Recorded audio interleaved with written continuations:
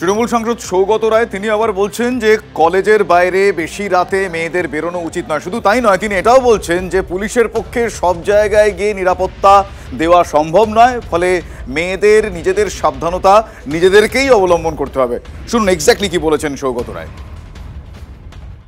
महिलाओं को भी अपना कॉलेज से इतना रात में निकलना नहीं चाहिए। थोड़ा पुलिस तो हर जगह पहरा नहीं दे सकता है, तो इसको थोड़ा सावधान होना चाहिए लोगों को। हर इंच में तो लोग सुरक्षा नहीं दे सकते हैं।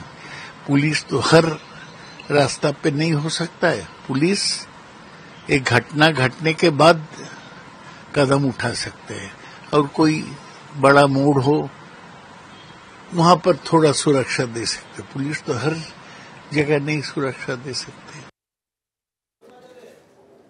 বর্ষিয়ান রাজনীতিবিদ সৌগত রায় আপনারা শুনলেন তিনি কি বললেন। এই মুহূর্তে আমার সঙ্গে টেলিফোন লাইনে রয়েছেন সিপিআইএম নেতা সুজন চক্রবর্তী। সুজনবাবু, এর আগেও আমরা নানা সময় এই ধরনের ঘটনার পরিপ্রেক্ষিতে রাজনীতিবিদদের বেশ কিছু মন্তব্য শুনেছি, এবং সেখানে যারা ভিকটিম, ধরুন ধর্ষিতা, তাদেরকে নানা রকমভাবে সাবধানতা অবলম্বন করতে বলা হয়েছে।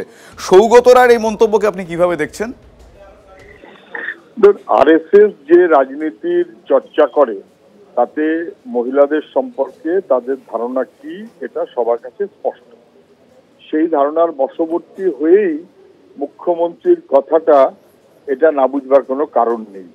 কিন্তু সৌগত বাবুও তৃণমূল করেন, অতএব মুখ্যমন্ত্রী যা বলেছেন, জল উঁচু তো জল উঁচু, জল নিচু তো জল নিচু, মুখ্যমন্ত্রীর কথা বাইরে যাওয়ার মতন যোগ্যতা ওনার নেই, অথবা উনি এরকমই বোধ করেন। অথবা একদিকে মানুষের অগ্রগতি, বিজ্ঞান, প্রযুক্তি, 21 শতাব্দী সবই বলবেন, কিন্তু আর একদিকে তাহলে তো সন্ধ্যে পরে কেউ বেরোবে না ঘর থেকে। কিন্তু একটা সময় ছিল যে কেউ বেরোতো না, কিন্তু তার মানে এরকমটা নয় যে তাতে অপরাধ বন্ধ হয়ে যাবে। আসলে অপরাধীরা প্রশ্রয় পাচ্ছে। মুখ্যমন্ত্রীর কথার যা মানে দাঁড়াচ্ছে, ভাই রাত্রে মেয়েরা রাস্তায় কেন থাকবে? রাত্রে রাস্তায় থাকবে ধর্ষকরা, রাত্রে রাস্তায় থাকবে দুষ্কৃতীরা। দুষ্কৃতী এবং ধর্ষকদের রাজত্ব করতে চাইলে যে ব্যবস্থাপনা দরকার হয়, তাতে মহিলাদের ভয় পাইয়ে দেবার জন্য কথাটা বলতে হয় যে সন্ধ্যের পরে আর কেউ বেরোবেন না, রাত্রে কেউ বেরোবেন না। মুখ্যমন্ত্রী আগেও বলেছেন, এখনো বলছেন, সেই সুরেই সৌগত রায় বলছেন। এগুলো কোনোভাবেই মানুষের কাছে গ্রহণযোগ্য নয়।